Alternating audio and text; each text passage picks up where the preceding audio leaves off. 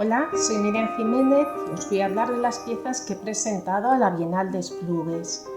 Para el diseño de estas piezas he partido de patrones gráficos que por su geometría, su simetría y repetición me resultan atractivos, pero que en realidad forman parte de las imágenes que diariamente podemos ver en una ciudad.